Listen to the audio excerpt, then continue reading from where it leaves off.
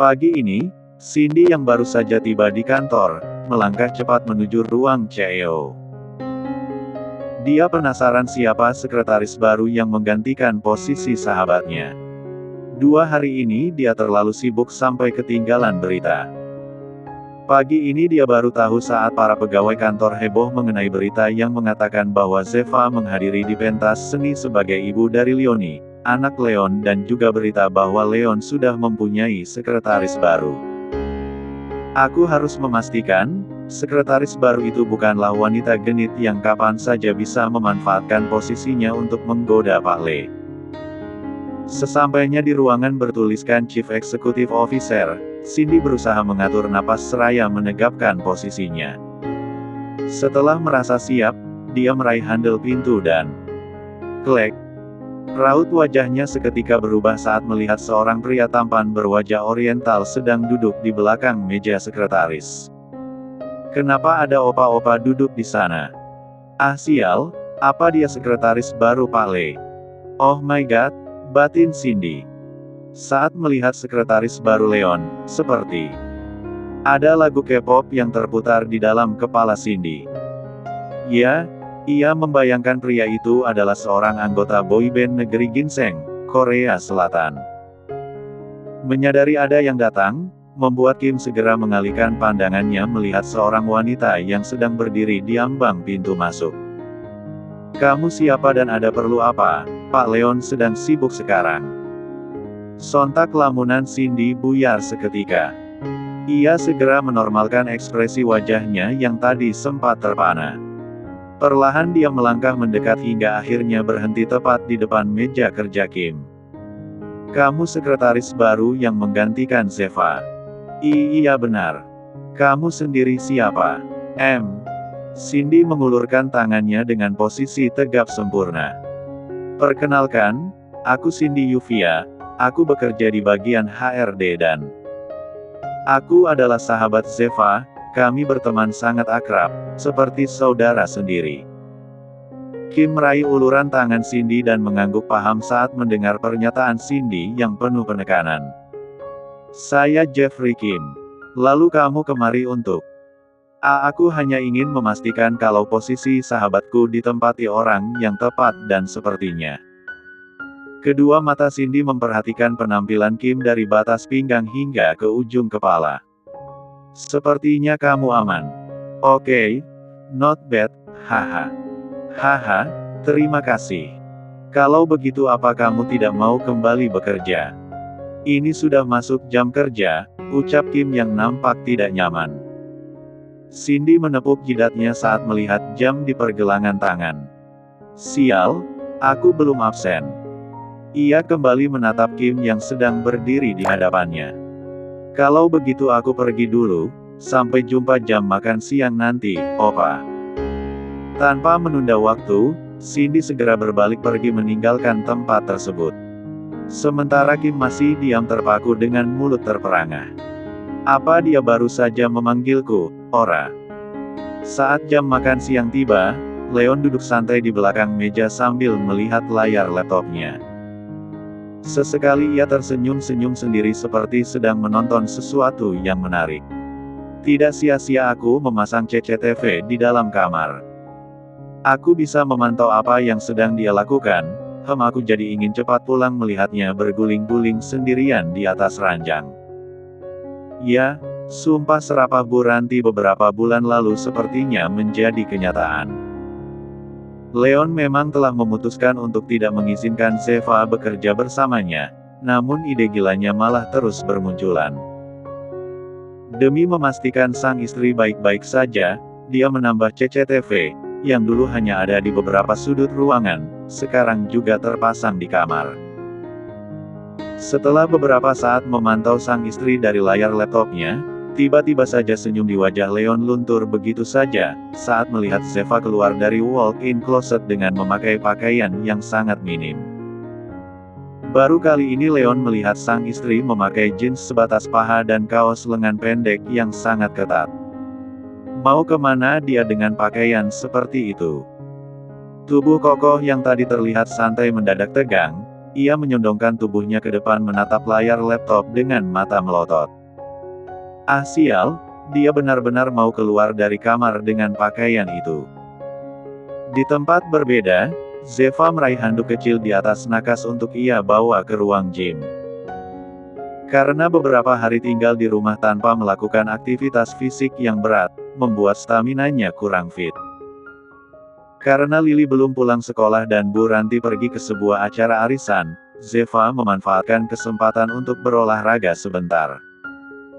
Saat hendak meraih handle pintu, langkahnya terhenti ketika ponsel yang ia genggam berdering tanda panggilan masuk.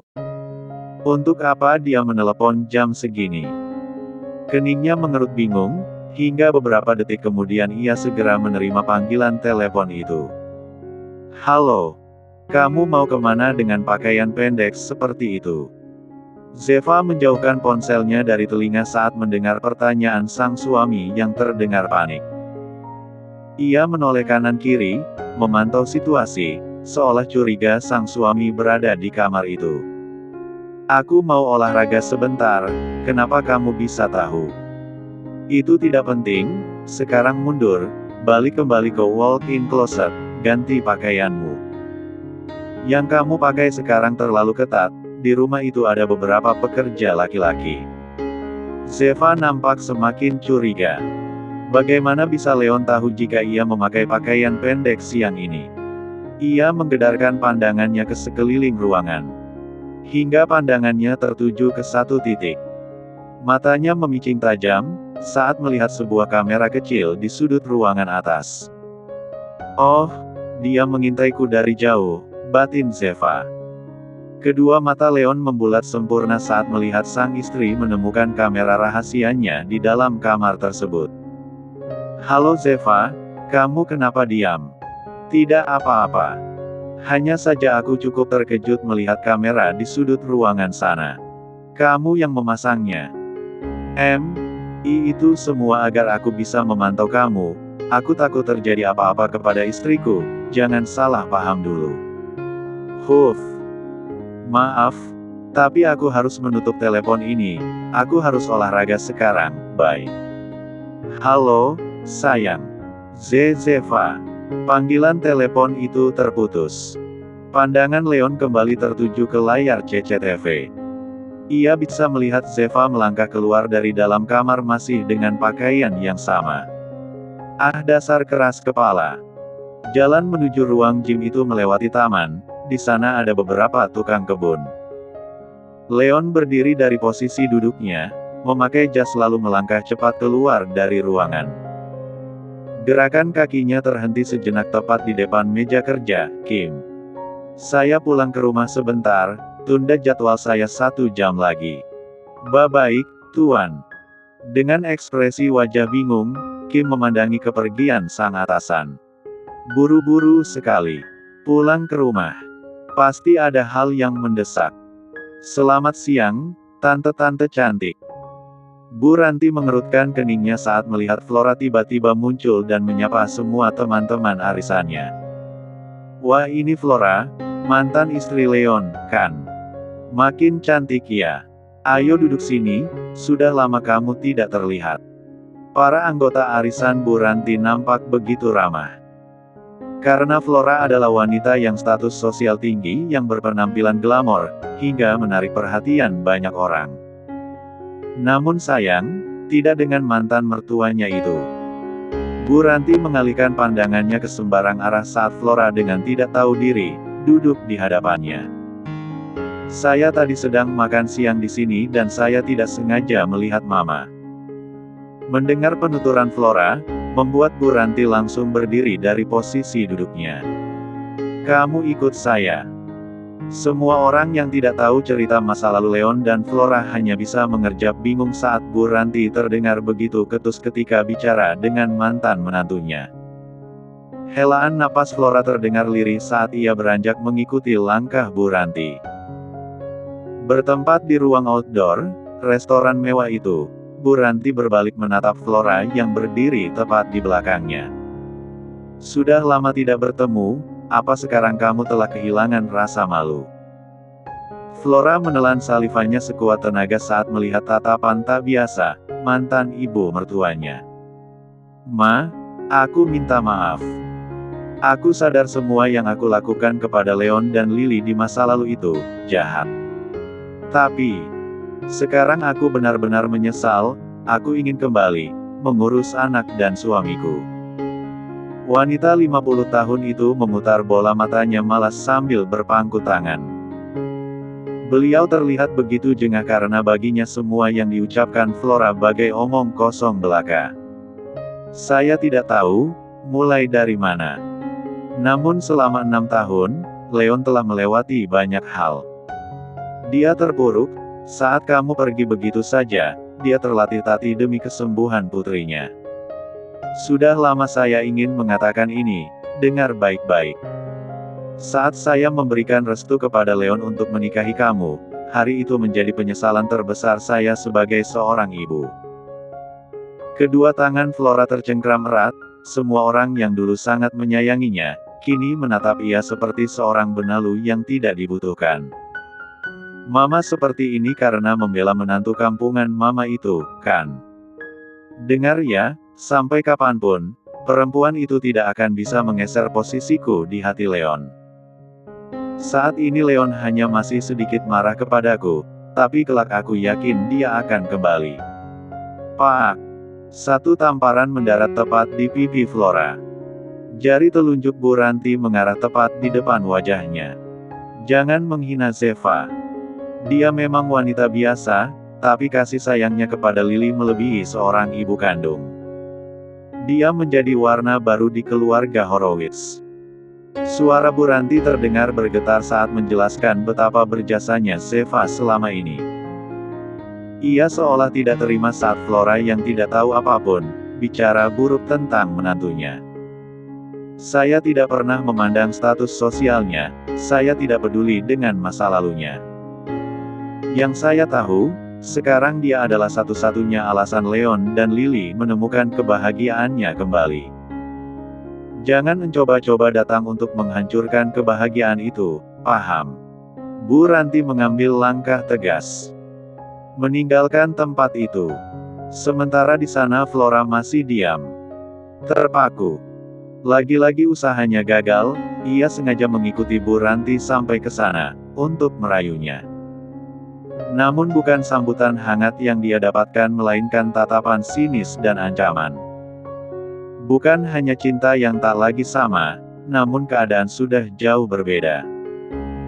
Saat semesta menunjukkan jalan keluar untuk semua masalah yang dihadapi, maka saat itu pula lah, seseorang akan memulai tahap baru dalam hidupnya. Kembali jatuh cinta, hingga hati dan pikiran mulai pulih dari trauma masa lalu. Saat ini hal tersebutlah yang dialami Leon, setelah 6 tahun lamanya menduda tanpa berniat untuk jatuh cinta, hari ini sosoknya yang dulu seolah kembali dalam versi terbaru. Langkahnya terhenti tepat di depan pintu kaca ruang gym yang menjadi salah satu fasilitas olahraga di kediaman mewahnya. Sebelum masuk ia menyeka keringat yang bercucuran dari dahi seraya mengatur napas. Demi menuruti kata hati, aku sampai kemari dalam waktu 10 menit. Zeva, kau benar-benar membuatku menggila. Perlahan tangan Leon mendorong daun pintu, hingga akhirnya ia bisa melihat sang istri sedang berlari di atas treadmill. Sejenak ia nampak terpana, melihat bodi sang istri dari bagian belakang sungguh sempurna untuk ukuran wanita dengan tinggi badan 165 cm. Setelah beberapa saat terpaku, Leon melangkah mendekati Zeva sambil mengendurkan dasi, saat lehernya lagi-lagi terasa tercekik. Aku pulang. Zeva tersentak kaget saat mendengar suara seruan dari Leon, hingga kakinya salah posisi dan akhirnya bruk. Leon yang tadi melangkah santai kini berlari menghampiri Zeva yang jatuh terduduk di atas lantai. Ia segera bersimpuh di hadapan sang istri yang sedang memegangi pergelangan kakinya. Zeva, kamu baik-baik saja? Iya, aku baik-baik saja. Kamu kenapa pulang? Leon terlihat kebingungan saat mendengar pertanyaan sang istri, haruskah dia mengaku jika dirinya cemburu? Ia tidak ingin orang lain melihat tubuh indah istrinya yang hanya memakai pakaian minim bahan. Sayang, bukan Leon namanya jika tidak mampu menutupi itu semua dengan berbagai alasan. Aku hanya apa? Oh, ini pasti karena CCTV itu kan? Kenapa sih kamu harus memasang kamera di kamar tidur kita? Apa kamu benar-benar pria sem-3 sum ini? Kedua mata Leon membulat sempurna saat mendengar ucapan sang istri. Siapa yang M3 sum? Hah? Cek, aku hanya ingin memastikan kamu tidak akan diculik lagi. Ingat, sudah 2 kali, kalau sampai terjadi 3 kali kamu benar-benar bisa dinobatkan sebagai duta penculikan. Wah, berani-beraninya kamu mengatai aku mesum? Kita sudah menikah. Melihat kamu tanpa bas 4 nas saja, itu sah-sah saja bagiku. Hai, pokoknya aku mau kamera itu dicabut. Kamar itu adalah tempat privasi kita. Melihat wajah cemberut Zeva membuat Leon merasa sedikit bersalah. Ia mulai sadar jika sikap posesifnya membuat sang istri tidak nyaman. Iya, maaf. Nanti akan aku buka, tapi cium aku dulu. Leon menunjuk sisi kanan pipinya. Cek, apa sekarang tidak cukup dengan morning kiss, afternoon juga? Leon menganggukkan kepalanya sambil tersenyum tipis. K5s me please. Zeva menghembus napas pelan lalu mendekati sang suami yang sedang berjongkok di hadapannya. Bukannya mencifem, ia justru mendorong tubuh Lon hingga terbaring di lantai. Zeva, kamu ke? Leon tak bisa melanjutkan ucapannya saat Zeva ikut berbaring, tepat di lengannya. Rasa kaget itu berubah menjadi kenyam empatnan. Ia mendekap sang istri dengan erat. Kalau mau berbaring jangan di lantai seperti ini, di ranjang saja. Jangan protes, aku hanya ingin seperti ini sebentar. Dulu aku selalu bermimpi bisa berbaring di lengan pria yang aku cintai. Dimanapun. Mau itu di lantai, di rumput hijau ataupun di tengah derasnya hujan. Aneh ya, tapi aku hanya ingin. Apa kamu tidak pernah melakukan ini bersama Sean? Mendengar nama itu disebut membuat Zeva membisu. Ia mencoba untuk mengingat setiap momen yang ia lalui bersama Sean. Namun semakin ia pikirkan, dirinya semakin tersadar jika yang dia dapatkan dari pernikahannya dan Sean hanyalah luka dan air mata. Tidak, bahkan aku tidak berani mengutarakan keinginanku kepadanya. Dia terlalu sibuk dengan obsesinya kepada karir dan bagaimana cara agar bisa mendapatkan uang dengan cepat. Zeva memiringkan tubuh sambil melingkarkan tangannya di atas perut Leon. Sekarang aku menaruh sisa harapanku hanya kepadamu. Aku tidak meminta uang, apalagi status sosial. Aku hanya membutuhkan kamu saja. Leon terpaku dengan manik yang mengarah lurus ke atas sana.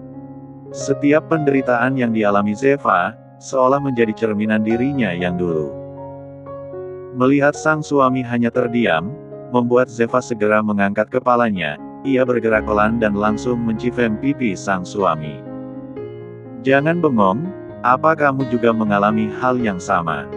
Leon menoleh menatap sang istri. Kadang aku tidak percaya kita melalui hal yang serupa. Mungkin ini adalah salah satu alasan kenapa aku jatuh cinta kepadamu.